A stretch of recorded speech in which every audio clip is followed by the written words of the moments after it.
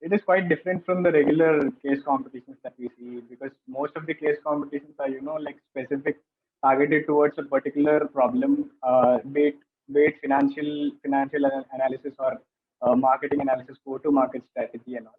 But this is an end-to-end kind of situation where we are supposed to come up with the ideation.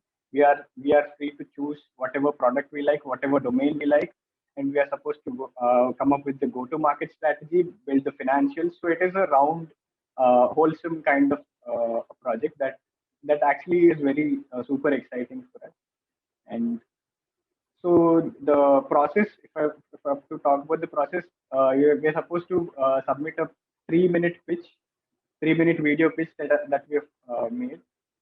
And in the campus round, so there were 4 rounds basically. First one was the campus round, and then we had the semi-finals, and then we had the finals. In finals, around 11 people have reached, as far as I remember, and a total of 3,800 teams or something like have registered for this. And in the campus round, it was a 3-minute video pitch and the 3-minute presentation. It remains same throughout the competition, a 3-minute video pitch and a 3-minute presentation. It's the same in the semis as well as the finals as well. So in finals, we got a little more time on the Q&A section. So that's it about the, entire process of TUP. And before the finals, we were mentored by one of the senior management from Reliance. Just one line. I think the best part about Reliance TUP was that it was an open playground, and we had to put our best feet forward. So it was all about us as to how do we bring our idea to the table. I think before we tell you about the brainstorming, we have to tell you how we formed the team. So it was a very unique way in which we had formed a team. So I just texted on our division group, hey, Reliance TUP is happening. Is anybody interested? And Funny, I got a text back from Funny, do you want to participate? I said, yeah, okay, let's do it together. And then we needed somebody from finance. So we reached out to Shri.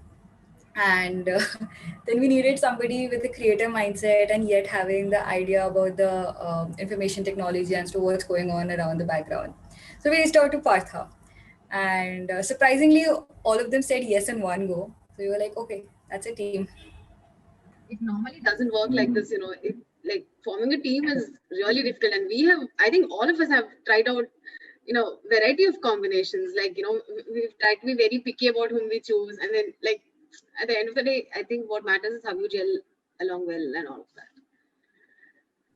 Yeah.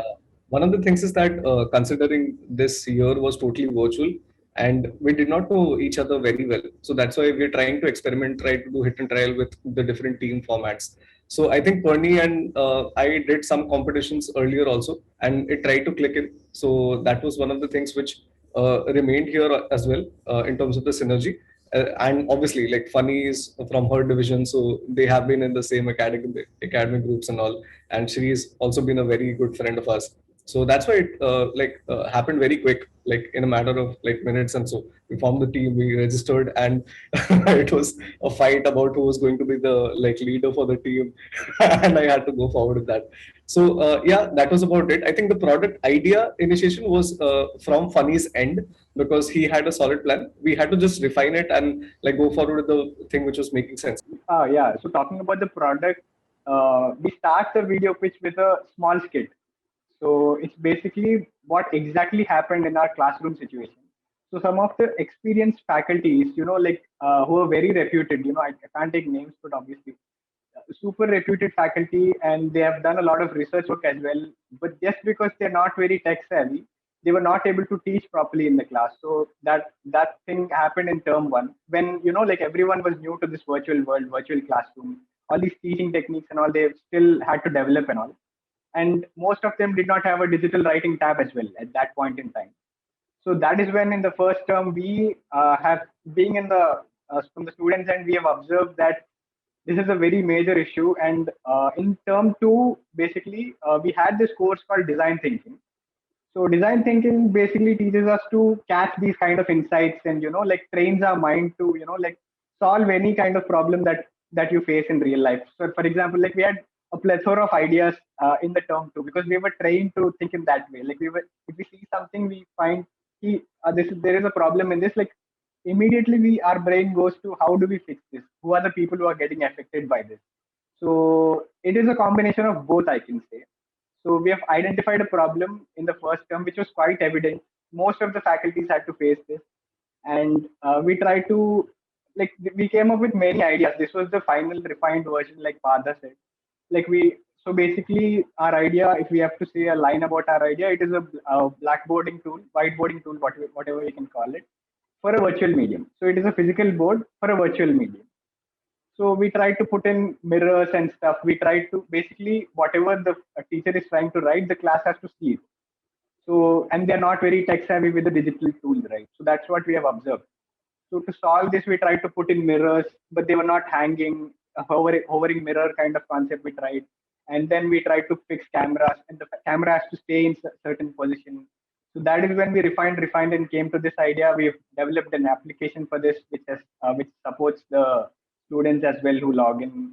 And we've built a lot on that during the course of TUP, of course. And even for digital design, the course that I've mentioned, our academic group is actually trying to pursue something similar to this. So yeah, that's the inception of the whole idea thing. I think adding on 2 pointers to that, one thing that every part of our idea was built on our real life experiences. Even when we spoke about Abhyudaya, it was what we heard from our mentees that this is what they're going through. So every single bit of it, be it the primary research, be it the secondary research, we felt it, we saw it, and then we implemented it. Another thing that worked out well for us was that we kept questioning our idea. Any single bit, any single aspect that we wanted to add in new, we kept questioning it. We're like, okay, this is how it's going to fail. Okay, this is how it's going to fail. And then with every failure, we decided how we're going to make it work. So that's what helped us a lot in Q&A as well, I think. It's very true, if you see our first basic presentation that we had submitted and what we finally submitted, there's a stark difference, because we went on questioning, we went on improving, and yeah, somehow it worked.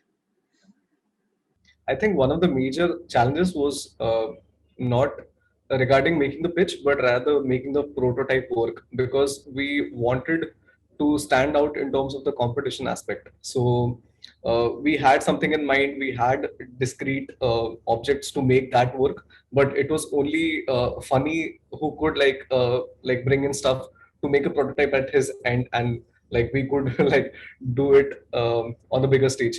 Also, to make that happen on different platforms, first be it StreamYard, Zoom, or any other platform, we had to work a lot with the D2C team as well, because it was not predicted that we'll be having a separate slot for demoing and stuff. So going through that, doing live in front of the audience and making it seem seamless was something which was one of the major facets which we wanted to bring in our 3-minute pitch, which we do in the second part of it.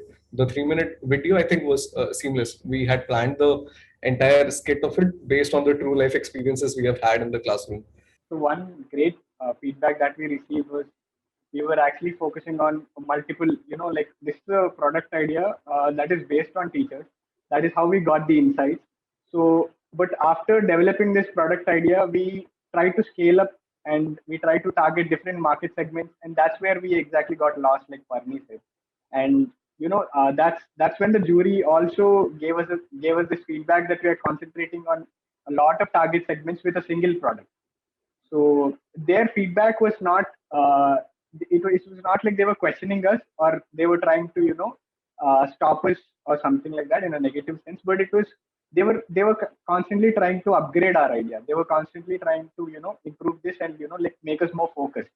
So the discussion after semi-finale, if you check the PPT in the semi-finale and the finale that we have delivered, it is completely different. So that is primarily based on the the jury's feedback that we have received, and it was commendable. Yeah, adding to that, some of the key questions which we got from the panelists were that what is the product's viability in the long term, and how does it stand considering the COVID scenario right now which we have? Because on the very first sight, you might think that the product which we have developed is very relevant right now in the COVID world. But what happens if like people get vaccinated, the cases come down, and people just start going to the classes like physically and attending that? Then what happens? How do you scale it out? How do you like expand the market? How do you keep it like making money for you? Because in the end, it's not just going to be a hobby object for us, but like rather a product for a company which has a business impact overall. One of the other key questions was about basically the market sizing. I think Perni had taken that question because one of the panelists had a bit of like confusion in terms of how did we actually come up with the numbers about how we are doing the estimations and all. And other questions relevant to, I think, all the other teams as well was about the financials, about what the strength of the entire like numbers were, like be it any kind of product, how is it going to be in the long term. Maybe Sri Lakshmi could like expand on that. Yeah, so they had questions regarding cost and how we are allocating different expenses. They wanted to check if everything was included end to end, or if we are missing out on some major cost that will make sure the product cannot be launched and all of that. They were very, very basic and really good questions that that would make us ponder. So every time we had a round and there were questions, we'd go back and sit and work it out like as though this is an actual pitch. So that was really good. And they even wanted to know about where you're investing, or how did you arrive at this cost, like if the cost of your basic raw materials is X and X, like how are you making sure that you're including all other costs and coming up with a final number. It was a very good experience, I must say. I would see this is not a competition around go to market or anything of that sort. So this is a competition about the product. So come up with a really good product. Without a good product, you will not be able to ace this competition. And they check every aspect of the product, like like it has to be viable. It has to be something that will work out for them. And make sure that you have all these brackets ticked, and then go for it. Don't do it just for the sake of it. It will not work out. One thing I would like to add is the way we present. The way we present has to be like a story. So that's what we kept in mind constantly throughout. We start with a pitch. You clearly define whom you're targeting to, and like describe the problem in a very interactive way. You're not pitching it to people who are judging us. Perhaps you're pitching it to people who are your customers probably. So try to make it more engaging. Try to show videos. Try to show we try to enact it like a skit and all to make it more dramatic, and we try to like include a social cause and properly define how we have come to it, and all that stuff. Like try to make it more interactive. Don't make it a text heavy and a boring presentation, because we just have 3 + 3 6 minutes, right? So it has to be as engaging as possible, so that even in the stalls, in the RCP stalls that we have seen, it has to be very engaging, and like we try to put in different elements of how our idea goes out. So yeah, interactive. Basically, keep it simple, silly. That's it. I think the competition name itself tells us what is expected, the ultimate pitch. So we just have like 3 + 3 minutes to make an impact and get it right there with the customers, what they're expecting with us. I think that's what differentiated. Maybe Funny's point is absolutely bang on, that you try to make the person actually feel about the product rather than just knowing about it. And if that connect is there, obviously you do change them and do change the mindset about it. Yeah, I think that was it that happened for us.